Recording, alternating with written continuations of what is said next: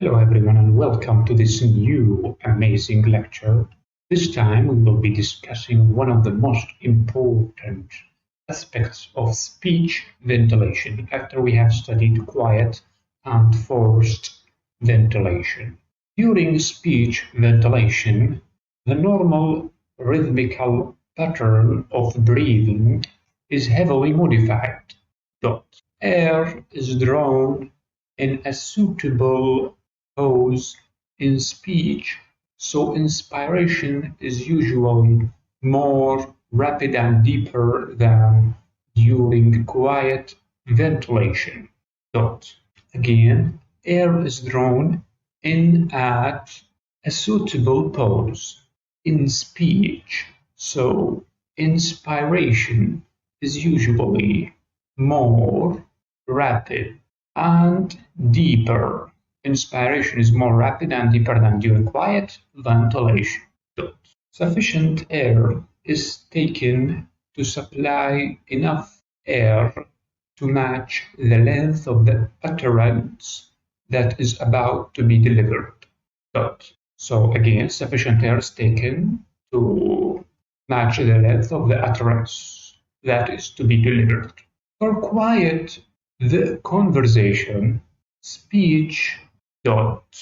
Again, sufficient air is taken to supply enough air to match the length of the utterance is about to be delivered, for quiet conversation, for quiet conversational speech, the tidal volume may increase to about 1 to 1.5 liters.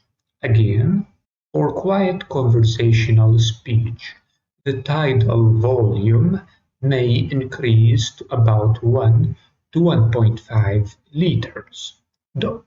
When one of your lecturers is trying to project their voice across a lecture theatre, they may be inhaling 2 to 2.5 liters with each breath, so they are working 5 times harder than you just to breathe. Again, the lecturer inhales 2 to 2.5 liters, working 5 times more harder. This is achieved by using the diaphragm and external intercostal muscles more than in quiet ventilation. The internal intercostalis are also recruited for deeper breaths. Again, the internal intercostalis are also recruited for deeper breaths. Speech is produced on the exhaled aggressive air stream.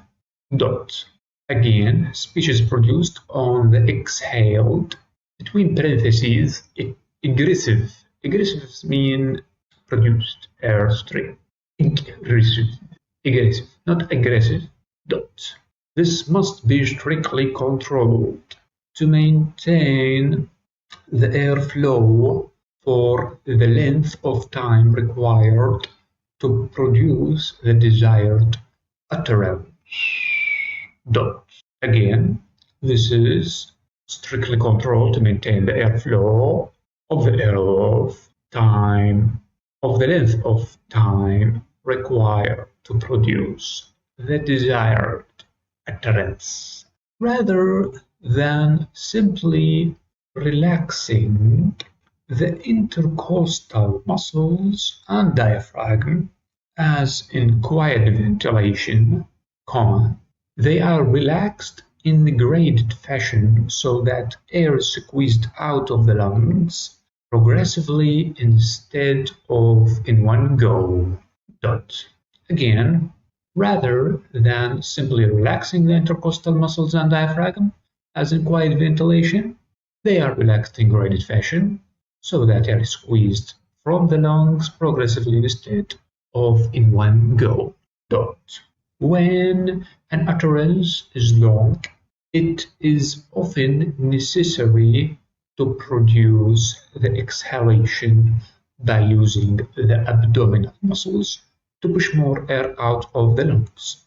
Dot. Again, when an utterance is long, comma, it is often necessary to prolong the exhalation by using the abdominal muscles to push more air out of the lungs. Dot. Now we have a box of information as we have promised you before. We will study the artificial respiration. Well, what is artificial respiration? It can be carried out in many forms. One form is mouth-to-mouth resuscitation, which is a technique that all dentists must know and refresh annually according to UK guidelines for clinical practice. Dot. The patient is laid supine with their neck fully extended so that the head is as far back as it can go. Dot. This ensures that the airway is patent. Now, what is patent? I don't know, but dot. If the patient wears dentures, you should remove them. You may need to move the tongue forward by moving the mandible forward to clear the airway if necessary. Dot. You hold the patient's jaw open with one hand and pinch their nostrils shut with the other. Dot. After taking a deep breath, comma, you blow into the patient's mouth, comma, observing the patient's chest as you do so. Dot. It should rise when you blow into the patient's mouth, and by it I mean the chest. Dot. If it fails to do so and resistance is met as you blow, comma, the airway is blocked and must be cleared before proceeding. Dot. Stop blowing and take another deep breath while passive expiration occurs. Dot. The cycle should be repeated for as long as necessary.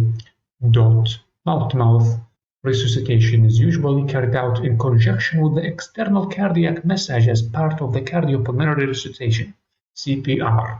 So you do the mouth resuscitation with the cardiopulmonary resuscitation, which is known as CPR.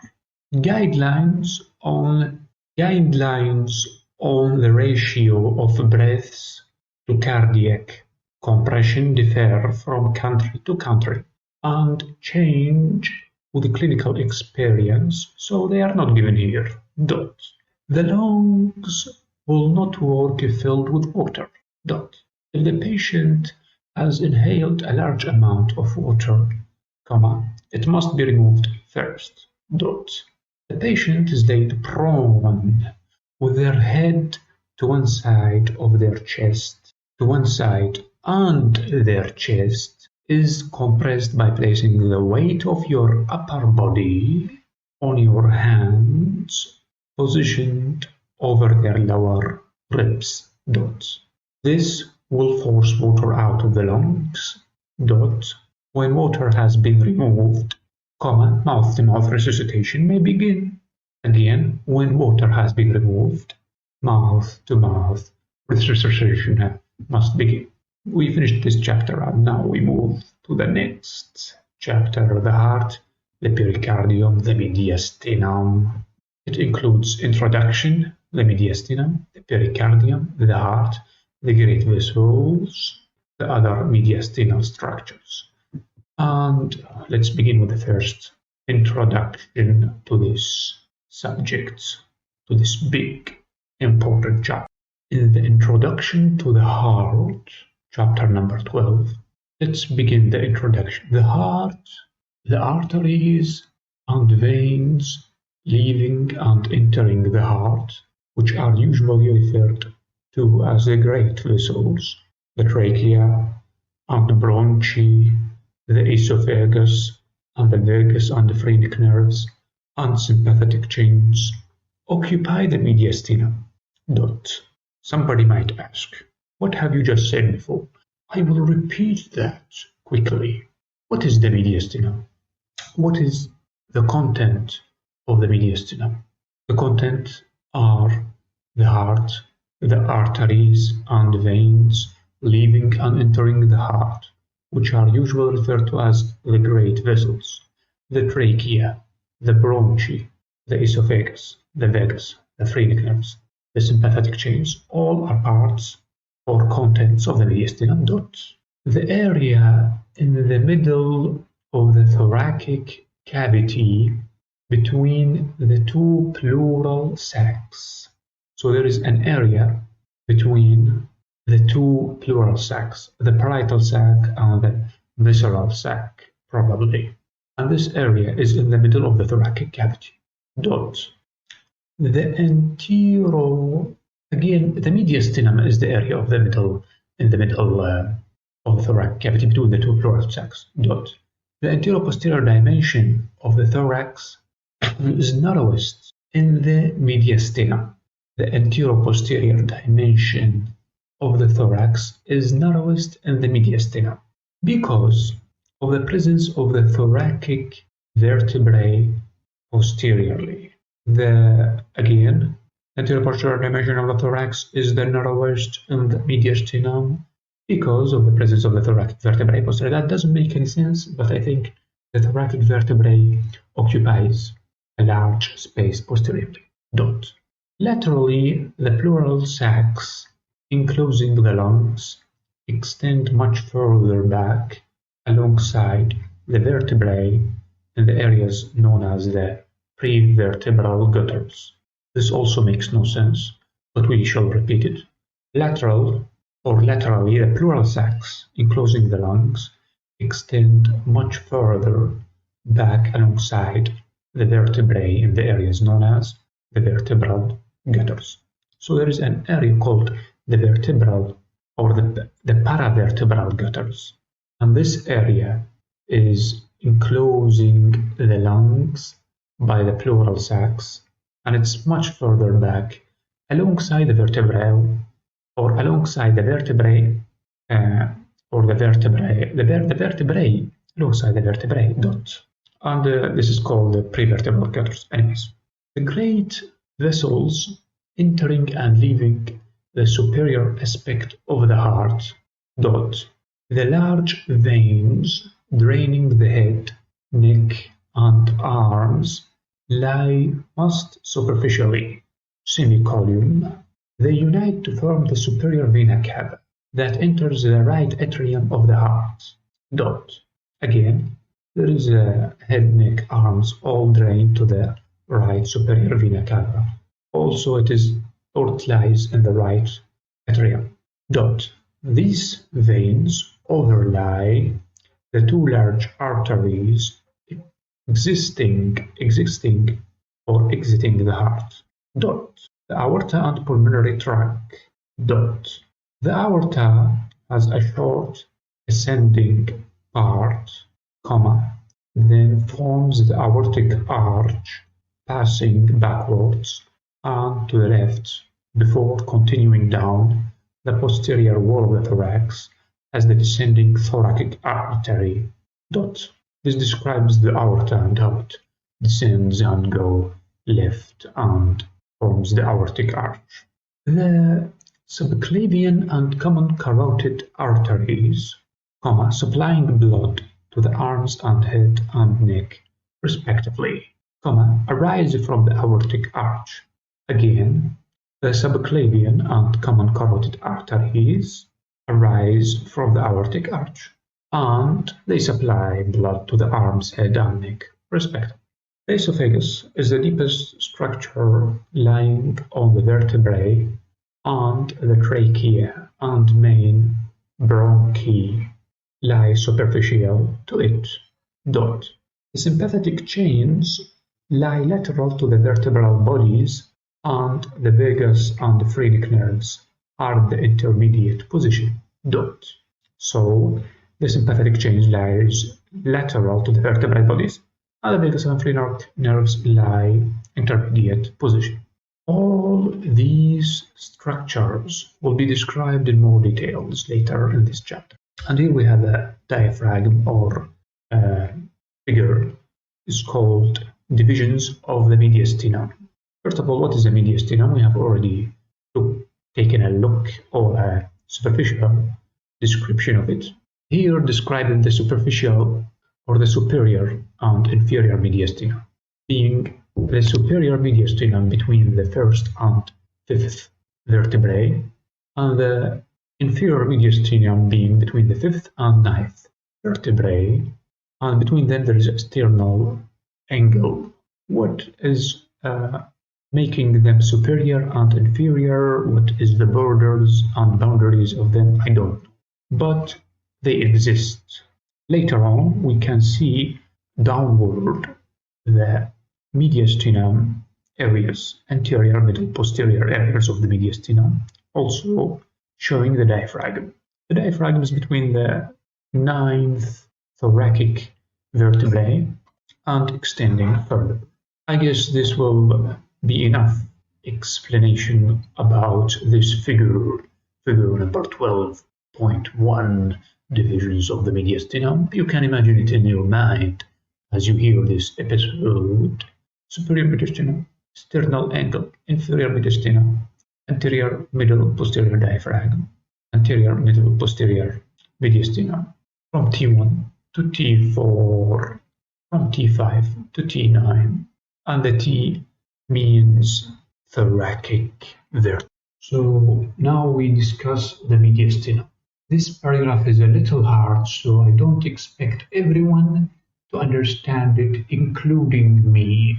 The mediastinum is divided for descriptive convenience into the superior and inferior mediastinum. Dot. The imaginary line of mediastinum division joining the sternal angle or the sternal angle of the inner vertebral disc below T4 that demarcates the boundaries of the superior and inferior of the mediastinum. So I told you before that not everybody can understand. Therefore, let's read it again. So this paragraph is saying that there is a figure that shows the imaginary line of the division joining the sternal angle. There is an angle in the sternum called the sternal angle, it's an imaginary. And the inner vertebral disc is well known. I don't know it, but it's well known. Below T4, below the thoracic vertebrae 4, that demarcates boundaries of the superior and inferior of the mediastinum. Dot. How to know the boundaries between inferior and superior mediastinum? Well, there is an imaginary line of division joining the sternal angle of the intervertebral disc below T4 that demarcates the boundaries of the superior and inferior of the mediastinum. Imaginary line, angle of the sternum, which is not very clear to me. Dot. The superior mediastinum occupies the space between the thoracic inlet above and the imaginary horizontal plane. Dot. Again, the superior mediastinum occupies the space between the thoracic inlet above and the imaginary horizontal plane. What is the thoracic inlet above? I don't know. What is the imaginary horizontal plane? I think I know. It is the sternal imaginary line, the mediastinum or something like that. Dot. The inferior mediastinum lies below that line and extends as far as the diaphragm. Dot. Therefore, we can see the diaphragm. Therefore, we can see the superior mediastinum. Between them lies the inferior mediastinum, between the imaginary line and extend to the diaphragm. Dot. Now to the lateral borders of both divisions, meaning the lateral border of the inferior and superior mediastinum, are the parietal pleurae covering the medial aspect of the lungs, Again, the lateral borders of both divisions of the mediastinum are the parietal pleura, not the visceral pleura, the parietal pleura, covering the medial aspect of the lungs, the mediastinum pleurae does. The inferior mediastinum is further divided into three parts, and the inferior mediastinum of three parts we will discuss right on immediately. The anterior part between the sternum and the fibrous pericardium. This is the first part of the inferior mediastinum. What is this first part? The anterior part between the sternum and the fibrous pericardium. Dot. Second part, the large middle mediastinum containing the heart enclosed in the pericardium of the roots of the great vessels. Again, the middle mediastinum containing the heart enclosed in the pericardium and the roots of the great vessels. Dots. Last and third part is the posterior part between the fibrous pericardium and the thoracic vertebrae. Fibrous pericardium and thoracic vertebrae. Dot. There is a nice figure here called the structures in the superior mediastinum at the level of the first rib. And it's a figure that I would like to explain briefly. This figure showing the T1 thoracic vertebrae number 1 from the above also shows what content does the thoracic vertebrae contain. It contains left recurrent laryngeal nerve. Again, left recurrent laryngeal nerve, a small nerve, small yellow circle. Then it contains left subclavian artery, and a big circle, big red circle called left subclavian artery. Then left vagus nerve, also small circle, yellowish, left vagus nerve. Then left common carotid artery, left common carotid artery, big circle, big red circle, just like that. Left subclavian artery. This one is called left common carotid artery. Then we have the brachiocephalic vein. It's an elliptical red circle. Brachiocephalic vein. Then the thymus. I know what is the thymus, but I have forgotten. Then we have in this diaphragm and this T1 figure 12.2 thoracic vertebrae number 1. Sympathetic trunk. Sympathetic trunk is a yellow circle, small one, just like the left recurrent laryngeal nerve, just like the left vagus nerve, a small circle called sympathetic trunk. Sympathetic trunk. Then we have the esophagus. Later we have trachea. Trachea is semicircle. Esophagus is an elliptical passing of food. Vagus nerve, yellow circle. Brachiocephalic artery, big circle, just like the brachiocephalic vein, but this time it's a circle, not an ellipse.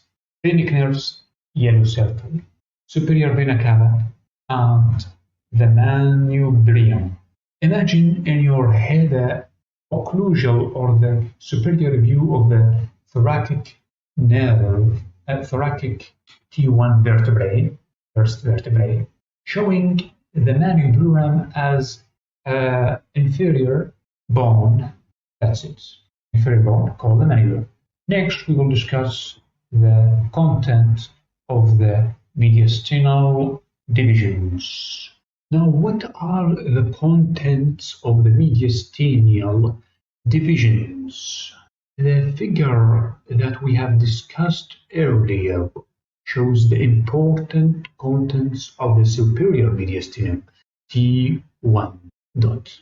From anterior to posterior, they are the superior vena cava and the bronchocephalic veins, phrenic nerves, branch of the aorta, of the aortic arch, vagus and left recurrent laryngeal nerve, trachea, esophagus, and sympathetic trunks. Dot. After we have finished the superior mediastinum, now we shall move to the important contents of the inferior mediastinum, and that are shown in the figure that we will discuss later. They are showing the T4 thoracic vertebrae, number 4 dots. The anterior mediastinum, of course, we know that the inferior mediastinum is divided into anterior, posterior, and middle mediastinum. Starting with the anterior mediastinum of the inferior mediastinum is or does contain thymus gland, and that's it. Dot.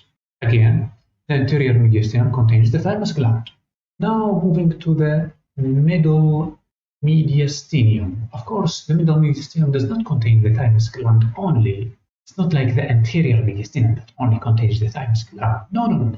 This time, the middle mediastinum contains the pericardium, heart and the heart inferiorly, and the great vessels entering and leaving the heart superiorly. The vagus and phrenic nerves lie in the intermediate position also. Dot. The trachea dividing into the right and left bronchi is more posterior but still in the middle division. Dot. The major structures of the posterior mediastinum.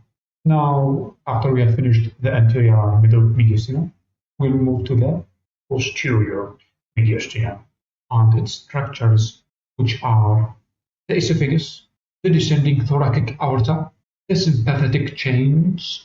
Also, that's it. We shall repeat them again, just for good measure.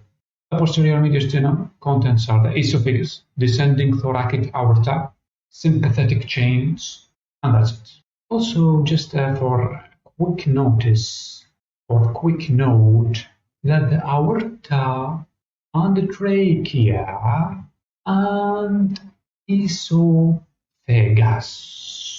not only the aorta and trachea and esophagus, also the vagus nerves, all pass through more than one mediastinal division. Again, all pass through more than one mediastinal division. Could be the anterior, posterior, and middle. Lastly, let's discuss this figure that is all about. We will discuss it just now. It is from the T4 thoracic vertebrae number 4. It contains the left recurrent laryngeal nerve, left vagus nerve. Also, they are connected together. Left laryngeal and left recurrent. It's just like the previous figure that we have discussed. Thoracic vertebrae shown from above. T number 4.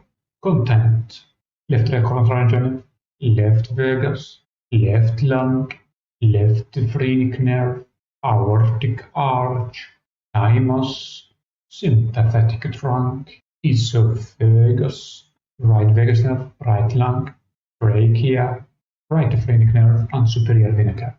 Also, just a quick note, a quick side note. I have Googled, and we have Mr. Google that said the thymus gland is a gland between the lungs, posterior to the sternum, that produces T lymphadocyte or T, I think T white blood cells. And this is it for this lecture. Later, we have discussed all these ventilation things. We will discuss later the pericarditis, pericardium, heart, etc. Thank you for listening to this amazing lecture. Let's read the what is called the anatomy for dental students. And see you.